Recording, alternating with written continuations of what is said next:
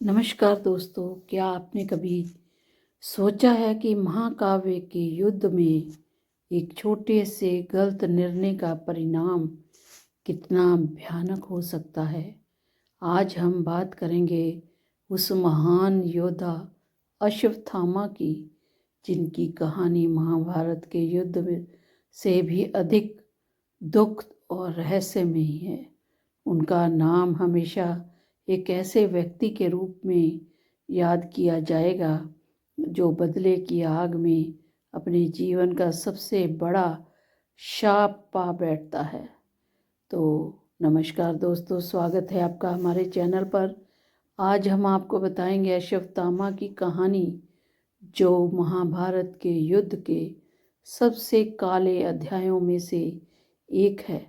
वह कौन थे, क्यों उनका नाम हमेशा के लिए इतिहास में दर्ज हो गया, और क्या था उनका वो भयानक श्राप जिसको लेकर वे आज भी धरती पर भटक रहे हैं। तो इस वीडियो को अंत तक देखिए, क्योंकि हम आपको एक ऐसी अनकही बात बताएंगे जो शायद ही आपने कभी सुनी हो। तो अगर आपको हमारी कहानियाँ पसंद आती हैं और आप इस तरह के और वीडियो देखना चाहते हैं तो कृपया हमारे चैनल को सब्सक्राइब करना ना भूलें और बेल आइकन बटन भी दबाएं ताकि आपको हर नई वीडियो की जानकारी सबसे पहले मिले। और हाँ, इस वीडियो को अंत तक देखें, क्योंकि हम आपके लिए कुछ खास और दिलचस्प जानकारी लेकर आए हैं। तो इस कहानी के अनुसार अश्वत्थामा द्रोणाचार्य का पुत्र था।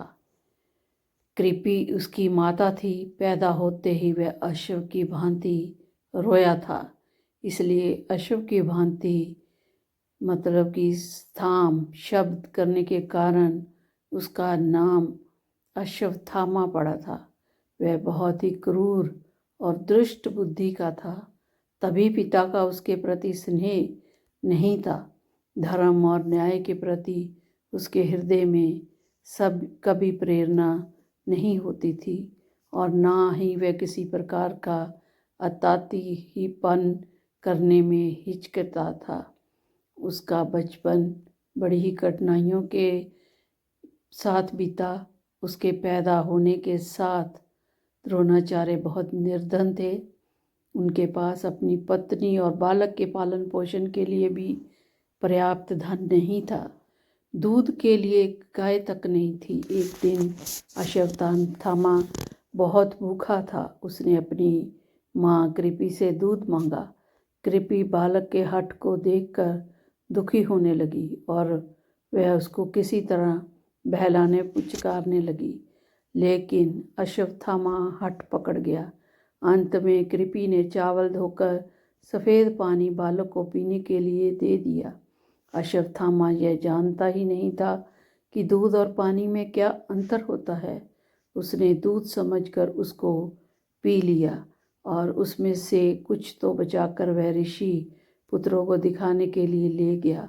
ऋषि पुत्रों ने चावल के पानी को पहचान कर अश्वत्थामा का उपहास करना आरंभ कर दिया।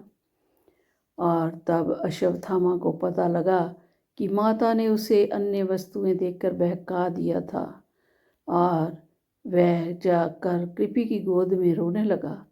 कैसी असह्य वेदना हुई होगी कृपि को उस समय, जबकि उसने निर्धनता के कारण अपने पुत्र से ही छल किया। और बाल्यावस्था के पश्चात यौवन अवस्था तो अश्वत्थामा की पूर्ण वैभव के बीच कटी थी। द्रोणाचार्य को द्रुपद का आधा राज्य मिल गया था। फिर वे पांडवों और कौरवों के गुरु हो गए, जिससे उनको अपार द्रव्य मिलता था।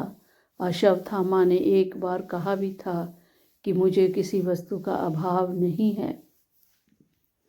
धन धान्य राज्य संपत्ति सभी कुछ मेरे पास है। इसके पश्चात तो अश्वत्थामा का सम्मान बढ़ता ही चला गया, लेकिन महाभारत युद्ध के पश्चात फिर उसको देव का अभिशाप सहना पड़ा। अश्वत्थामा महायोद्धा था। एक बार भीष्म पितामह ने उसकी प्रशंसा करते हुए कहा था, अश्वत्थामा महारथी है, धनुर्धारियों में श्रेष्ठ, विचित्र युद्ध करने वाले और दृढ़ प्रहार करने वाले हैं। युद्ध क्षेत्र में तो साक्षात यमराज जान पड़ते हैं, किंतु उनमें एक दोष है जो उनको अपना जीवन अति प्रिय है। मृत्यु से डरने के कारण वे युद्ध से जी चुराते हैं। इस कारण ना तो उन्हें रथी मानता हूँ, ना अतिरथी। भीष्म पितामह ने अश्वत्थामा को ठीक तरह से प्रशंसा की। सचमुच वह इतना शूरवीर था, लेकिन मृत्यु से डरने वाला कहकर भीष्म ने उसके चरित्र पर धब्बा लगाया, जबकि वह इतना डरपोक भी नहीं था जो मृत्यु से डरता हो। कई बार उसने युद्ध क्षेत्र में आकर शत्रुओं का सामना किया था। एक बार कर्ण पर ही रुष्ट होकर वह अपनी जान की परवाह न करते हुए तलवार लेकर टूट पड़ा था। एक समय की बात है, कौरवों ने विराट की नगरी पर आक्रमण करने का विचार किया। उस समय बहुत से अपशकुन होने लगे, जिन्हें देखकर द्रोणाचार्य ने कहा, इस समय हमें युद्ध करने के लिए नहीं जाना चाहिए, क्योंकि लगता है हम अर्जुन को पराजित नहीं कर पाएंगे। अर्जुन की यह प्रशंसा सुनकर द्रोणाचार्य के मुख से कर्ण के हृदय में आग सी लग गई। जब उससे यह नहीं सहा गया तो उसने द्रोणाचार्य से कटु बातें कहना आरंभ किया और साथ ही वह अपनी वीरता का दम भी भरने लगा। इस समय अश्वत्थामा ने बिगड़कर सभी कौरवों तथा कर्ण से कहा, निर्दय दुर्योधन के सिवा कौन क्षत्रिय कपट के जुए से राज्य पाकर संतुष्ट हो सकता है।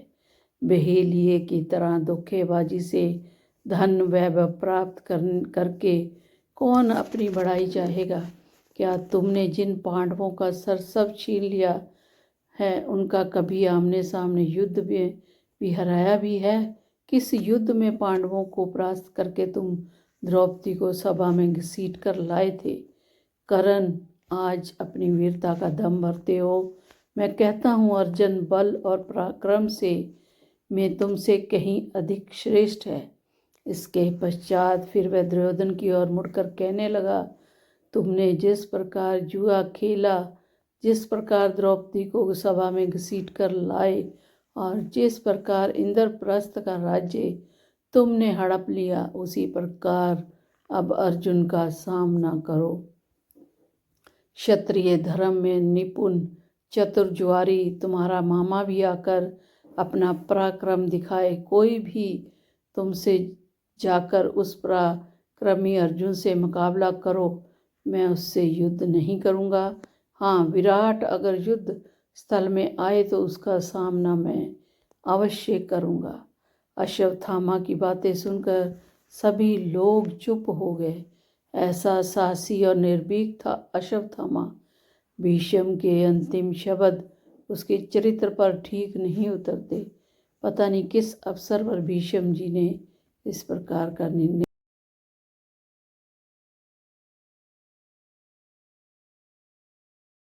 एक बार फिर अश्वत्थामा की कर्ण से कहावनी सुनी हो गई। तब द्रोणाचार्य ने कौरवों की सेना के सेनापति थे। तब पांडवों को की सेना का वेग देखकर दुर्योधन और कर्ण से कहा कि वीर वर कर्ण, तुम मेरे मित्र हो। देखो कौरव सेना का किस तरह बुरी तरह से पांडव संहार कर रहे हैं। यही मित्रता का परिचय देने का उचित अवसर है। कुछ करके दिखाओ। दुर्योधन की बातें सुनकर कर्ण अपने पराक्रम की डींग हाँकने लगा। वह कहने लगा, अर्जुन मेरे सामने आकर क्या युद्ध करेगा? उसको तो मैं क्षण भर में परास्त कर सकता हूँ। उसकी क्या सामर्थ्य है कि मेरे तीक्ष्ण बाणों का सामना कर सके? मैं उसको युद्ध स्थल में धाराशायी करके अपनी सच्ची मित्रता का परिचय दूंगा। कृपाचार्य कर्ण की ये बातें सुन रहे थे। उनको बहुत बुरा लग रहा था। उन्होंने इस दंभ के लिए कर्ण को फटकारा। उन्होंने कर्ण को बुरा भला भी कहा, यहाँ तक कि उन्होंने यह भी कह डाला कि अब की बार जीभ चलाई तो इसी तलवार से काट दूंगा। कृपाचार्य अश्वत्थामा के मामा थे, वैसे भी कौरव पांडवों के गुरु थे। वे वृद्ध पुरुष थे, इस कारण अश्वत्थामा उनका अपमान ना सह सका। उसने क्रोधवश में आकर कर्ण से कहा, सूत पुत्र तो बड़ा अधम है, अपने सामने किसी को कुछ समझता ही नहीं। समय अपने मुंह से अपनी बड़ाई करता है। जिस तरह अर्जुन ने जयरथ को मारा, उस समय तेरी वीरता कहाँ सो रही थी। अगर सच्चा शूरवीर है तो सामने आकर पराक्रमी अर्जुन का सामना करो।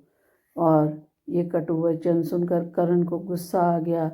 वह उठकर खड़ा हो गया और उधर अश्वत्थामा भी तलवार खींचकर उस पर झपट पड़ा। उस समय झगड़ा बढ़ते देख दुर्योधन और कृपाचार्य ने आकर बीच बचाव किया।